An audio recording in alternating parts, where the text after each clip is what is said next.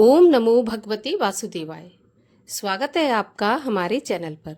आज के इस वीडियो में हम आपको बताएंगे ज्येष्ठ मास की पूर्णिमा तिथि कब है, व्रत किस दिन रखा जाएगा, स्नान की पूर्णिमा कब रहने वाली है, इसके साथ ही पूर्णिमा के दिन राहु काल का समय क्या होगा। इस सब के बारे में आज के इस वीडियो में बात करने वाले हैं। तो वीडियो बहुत महत्वपूर्ण है, वीडियो को पूरा देखिए और अगर वीडियो आपको उपयोगी लगे तो लाइक शेयर करके कमेंट में अपने विचार भी अवश्य लिखिए। साथ ही हमारे चैनल पर पूर्णिमा की कथा सुनाई जाएगी, सत्यनारायण की कथा सुनाई जाएगी। तो सभी प्रकार की व्रत कथाएं सुनने के लिए और हमसे जुड़े रहने के लिए हमारे चैनल को सब्सक्राइब अवश्य कर लीजिए, बेल आइकन पर प्रेस कर लीजिए।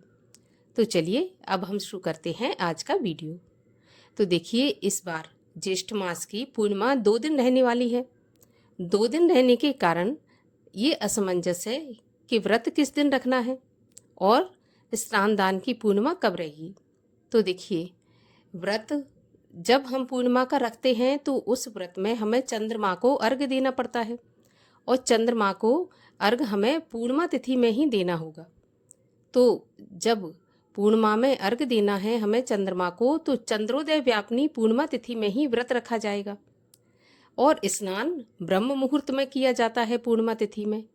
तो जब ब्रह्म मुहूर्त में पूर्णिमा तिथि विद्यमान रहती है उस दिन स्नान की पूर्णिमा रहती है। भारत के अलग अलग क्षेत्रों में ज्येष्ठ मास की पूर्णिमा के दिन भी वट सावित्री का व्रत रखा जाता है। कहीं पर अमावस्या को और कहीं पर पूर्णिमा को रखा जाता है। व्रत की विधि उसी प्रकार से होती है जैसे अमावस्या को की थी। सौभाग्यवती स्त्रियां अपने सौभाग्य की अखंडता के लिए और अपनी पति की लंबी आयु के लिए वट वृक्ष की पूजा करती हैं। सत्यवान सावित्री और यमराज की कथा का श्रवण करती हैं, व्रत रखती हैं। इस प्रकार से इस व्रत को पूर्ण करती हैं। इसके अलावा पूर्णिमा का व्रत संतान की उन्नति, घर की सुख समृद्धि के लिए भी किया जाता है। पूर्णिमा के व्रत में चंद्रमा को अर्घ्य देना अति आवश्यक है। सारा दिन व्रत रखकर भगवान शिव की और शालिग्राम जी की पूजा करने के बाद रात्रि में थोड़ा सा जल में दूध मिलाकर और चीनी मिलाकर चंद्रमा को अर्घ्य अवश्य देना चाहिए, तभी पूर्णिमा का व्रत पूर्ण माना जाता है। अब पूर्णिमा के दिन चंद्रमा 16 कलाओं से युक्त होते हैं। तो कहा जाता है कि यदि चंद्रमा की रोशनी में पूर्णिमा की रात्रि में 20 से 30 मिनट तक अगर बैठा जाए तो जो भी चर्म रोग होते हैं उनमें काफ़ी राहत मिलती है, आराम मिलता है।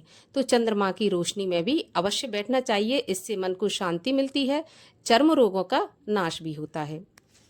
तो चलिए अब ये जान लेते हैं कि पूर्णिमा तिथि कब आरंभ होगी, कब समाप्त होगी, व्रत किस दिन रखा जाएगा। तो देखिए, पूर्णिमा तिथि का प्रारंभ होगा 10 जून मंगलवार की सुबह 11:36 से और पूर्णिमा तिथि का समापन होगा 11 जून बुधवार दोपहर 1:13 पर। तो उदया तिथि के अनुसार जो पूर्णिमा तिथि है 10 जून मंगलवार को ही मनाई जाएगी। इस दिन व्रत की पूर्णिमा रहने वाली है क्योंकि चंद्रोदय व्यापिनी पूर्णिमा तिथि 10 जून को ही हमें प्राप्त हो रही है। तो व्रत और सत्यनारायण की कथा, सत्यनारायण का व्रत 10 जून मंगलवार को रखा जाएगा। स्नान दान की पूर्णिमा रहेगी 11 जून बुधवार को, क्योंकि इस समय सुबह ब्रह्म मुहूर्त में पूर्णिमा तिथि विद्यमान रहेगी। तो स्नान दान 11 जून को किया जाएगा। 11 जून को किसी भी पवित्र नदी में जाकर स्नान करें और अपनी सामर्थ्य के अनुसार दान दें।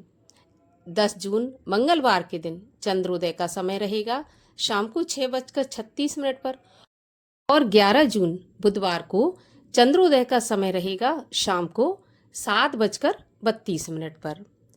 पूर्णिमा के दिन राहु काल का समय रहेगा 10 जून मंगलवार दोपहर 3 बजे से 4:30 बजे तक और 11 जून बुधवार दोपहर 12 बजे से 1:30 बजे तक। राहु काल के समय की गणना अशुभ समय में मानी जाती है।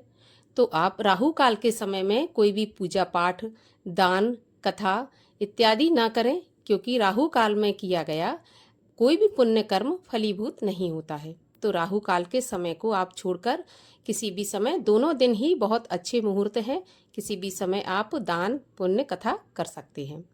तो ये थी आज की वीडियो। अगर आपके लिए उपयोगी हो तो वीडियो को लाइक शेयर करके चैनल को सब्सक्राइब अवश्य कर लीजिए।